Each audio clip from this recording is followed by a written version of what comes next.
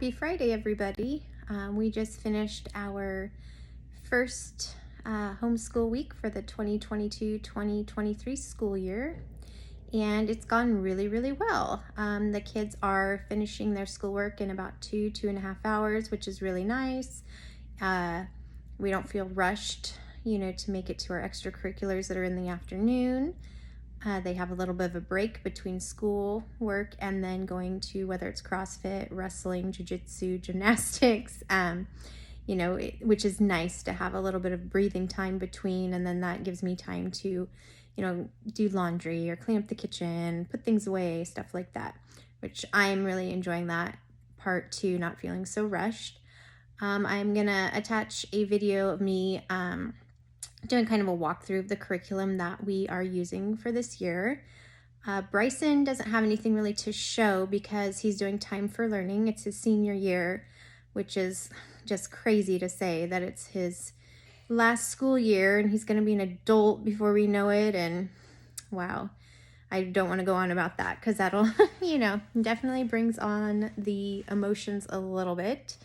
But Cash and Madison do have a mixture of things that they are using, and you'll see that on the video. You'll also see the Good and the Beautiful Constitution study that we're going to do. We did our first lesson today, and it was wonderful. We really enjoyed it. Brought on some great conversations, and I absolutely loved talking with the kids about things, and I think it's going to be a really, really good addition to our homeschool. And we're only going to be doing it once a week, which I mentioned in the video, but it's going to be great, I think, and it'll change things up from the way we do everything the rest of the week. We'll have the Constitution study to look forward to, but yeah, so everything's going really, really well. And I'm going to plan on doing a day in the life video, probably. I'm going to try next week. Next week's kind of busy with some dentist appointments. We have some friends coming over, things like that. But I'm going to try to do a day in the life video. I know Madison wants to show some of the things she's doing. So yeah, I will get that on here somewhat soon. But otherwise, I'll let you watch and just kind of see what curriculum we are using, and hope everyone has a great day. Thanks.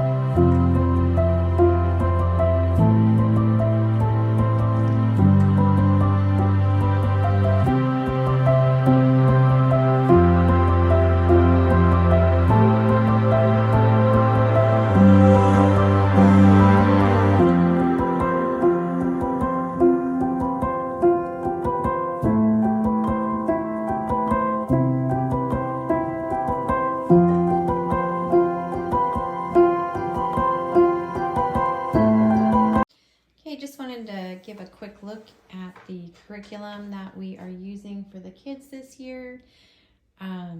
It's some that we have used before, so we went back to it just because last year we used BJU Press for their materials, which I actually really, really liked, but it was a ton of screen time and it seemed like really long days some days, and we're just too busy for that with all the extracurriculars, the wrestling, the gymnastics, the jiu-jitsu, the Matsu CrossFit classes. I mean, we just have a ton of stuff. So I wanted to really make it more enjoyable for them, things they enjoyed, and it works out because it also takes them less time to do it. So for history this year, we are using Bookshark. Madison's is American history. So she's got some different encyclopedias. These are all the different books that she will be reading.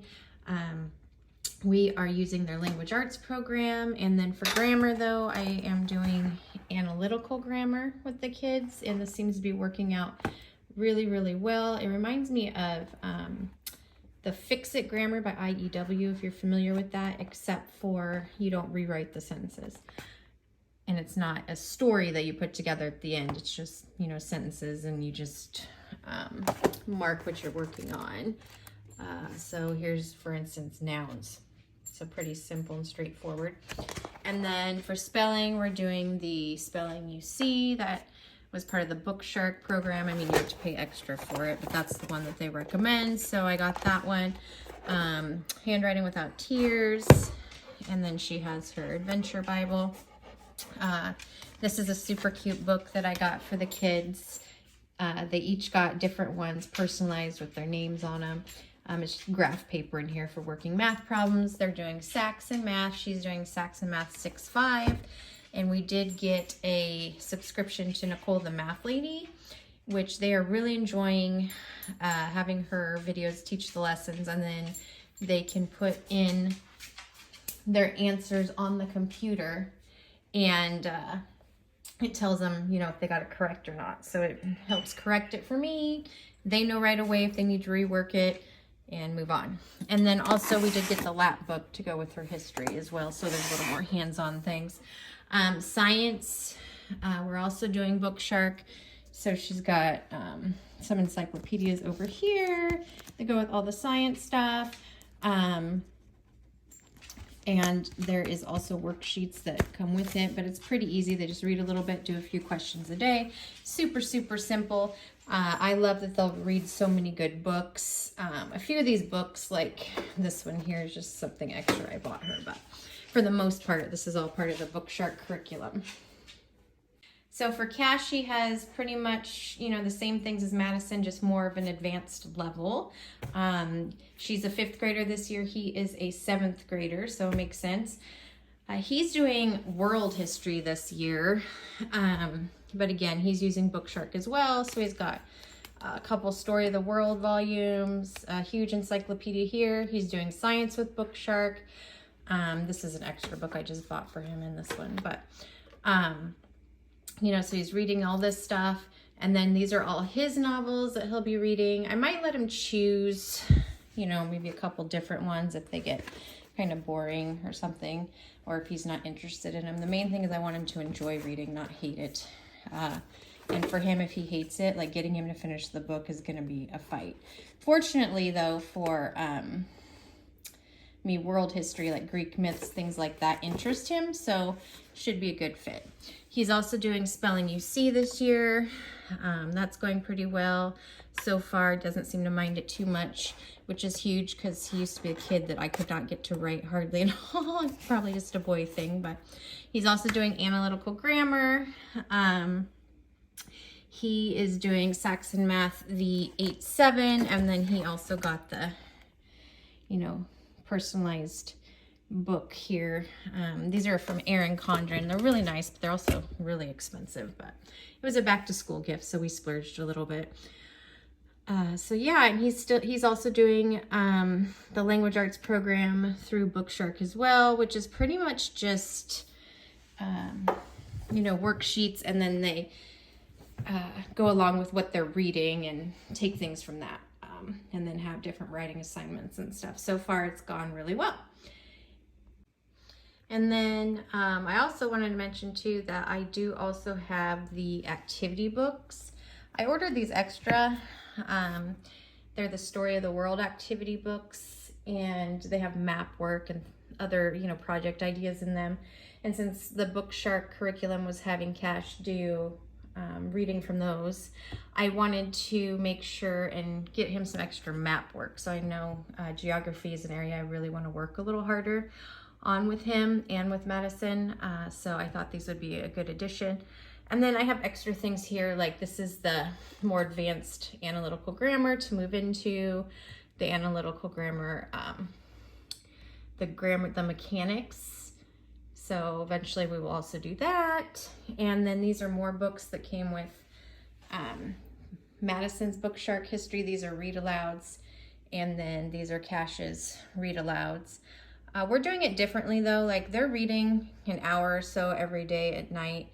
And what we're doing is just going through books, you know, more quickly. So the read alouds will actually turn into them reading to themselves, which works for me because they start just getting sick of hearing my voice read to them all the time. And then it's like pulling teeth to get our work done. So, you know, I'm really comfortable with the curriculum being a tool, and I use that tool as I see fit. Took me a while to get there. We're in our 5th year of homeschooling. Now I'm finally comfortable being there. So I'm totally fine with, you know, just using it the way that I want to use it. As long as I feel like they're making progress, then so be it. And then we just have tons and tons of extra books and, you know, reference materials, things like that down there. And Book Shark, if you don't know, is a 4-day school week. So on Fridays, what I decided to do for us is we are going to do a Constitution study. Again, we'll only be doing this on Fridays. This is from The Good and the Beautiful. This is my teacher book, the course book here, and then they each have their student journals, which will have assignments in that for them to do. Cash's is a, you know, maybe this one doesn't, but anyways, it's not, you know, it's not as advanced for him as I'd like it to be, but I still think it'll make him, you know, remember a lot of these key facts, and that's okay. Friday's supposed to be a little bit more of a fun day anyways. And then this read aloud goes with it.